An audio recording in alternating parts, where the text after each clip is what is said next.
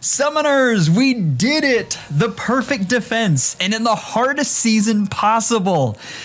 Whew. So 6 months ago, I finished up my merges on Reagan, and I was ready to go for rank 1. It's been a long time goal of mine, and IS has made it incredibly hard in Astra season. We already had Reagan, and then they dropped Ashura on us, and Thor, and the worst, Elimine, the Catria ball killer. I'm here to tell you that the demise of the Catria ball has been greatly exaggerated, and I still think between Catria and Duochrome, it's probably the best you have right now. So you're probably wondering, how did I screw up this perfection that got dropped into my lap? Summoners, we'll get to that in just a second. You've had your fun.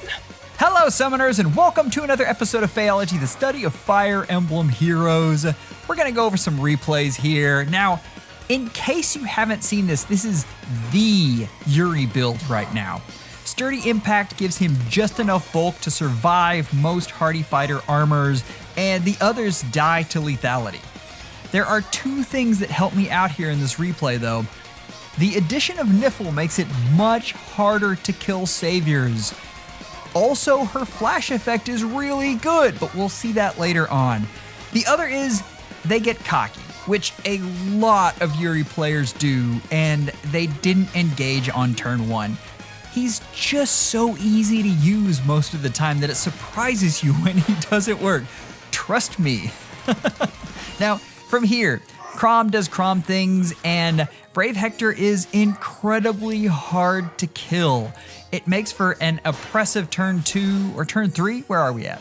But anyway, first hurdle, jumped. I am absolute. Now, every time a +10 fallen Whale-degard dies, an orphan gets kidnapped from our world and made into a fairy. Now, this team has so many merges. They're almost +10 across the board, except for that one Naga there.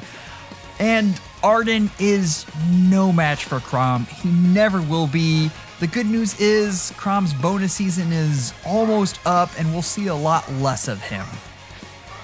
But look at the rest of this, and have I mentioned how much I love my duo Chrom? Because die, Whale-degard, die! Now, once a Catria ball gets going, it's just tough to stop, and this configuration is fantastic at getting to the opposite side of the map and taking out units. It's just tough to run from.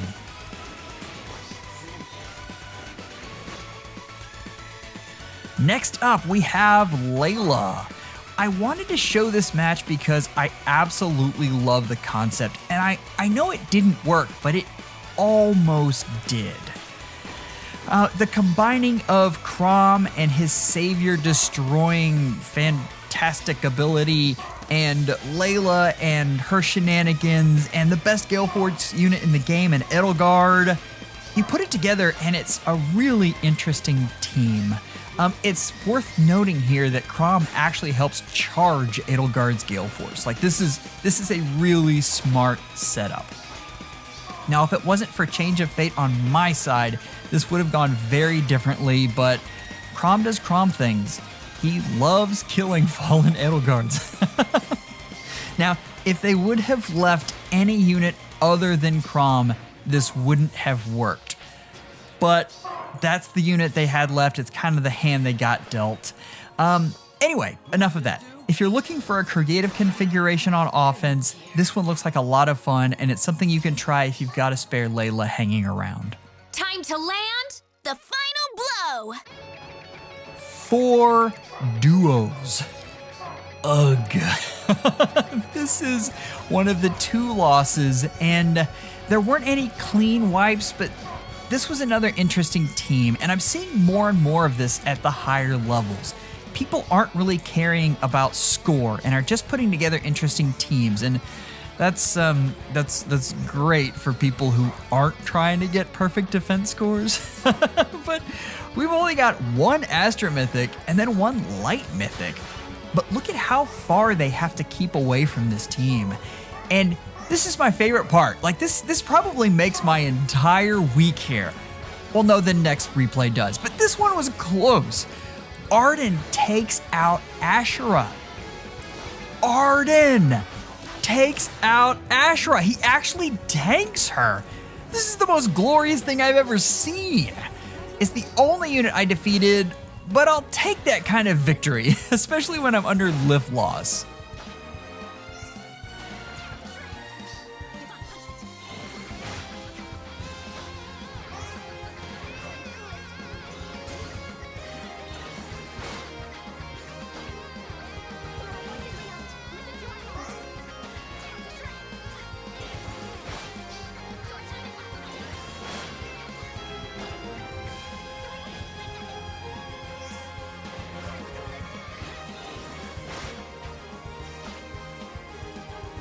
The wicked will perish.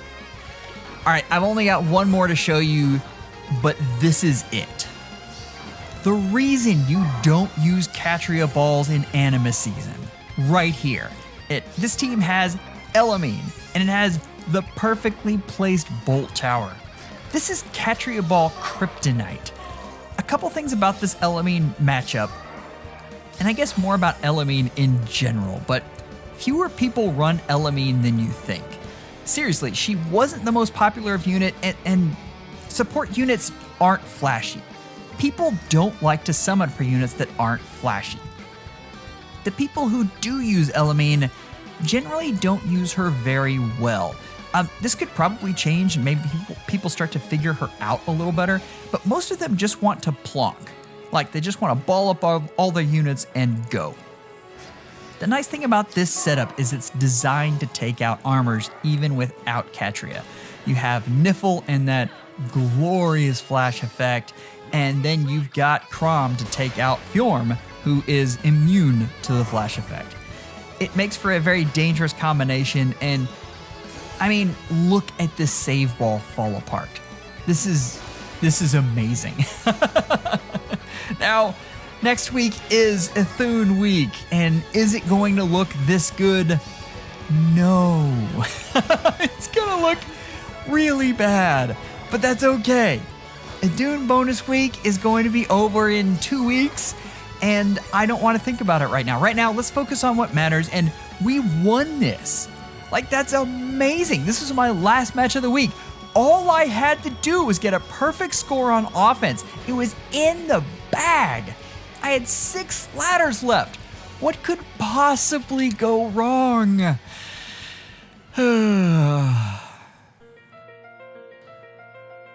Summoners. So, I mean, everything lined up perfectly. This wasn't the perfect defense. I mean, I had 2 losses, but it was a perfect score, which I will always take.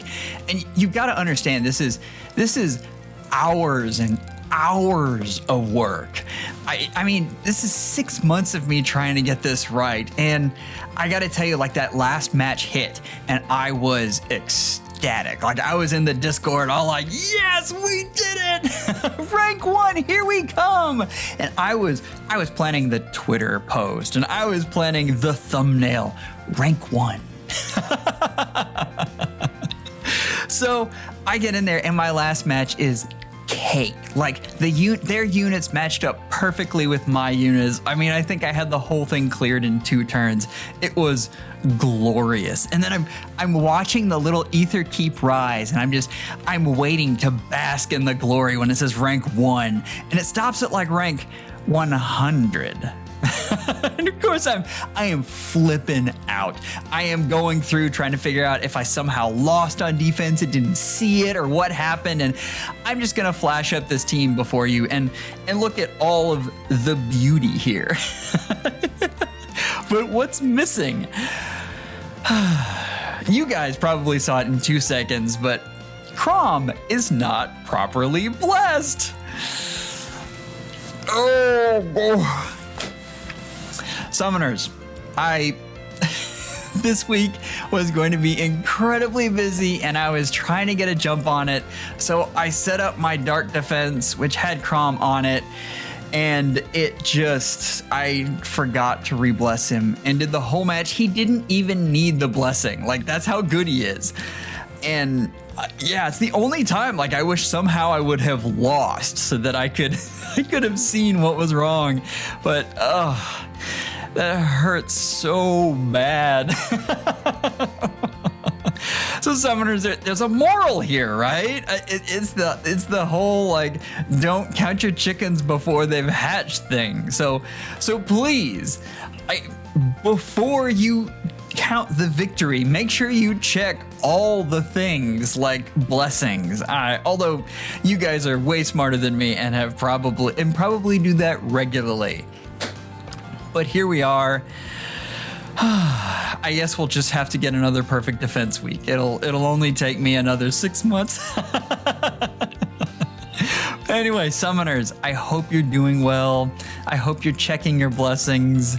I schedule an appointment with your FEHologist real soon, and take care.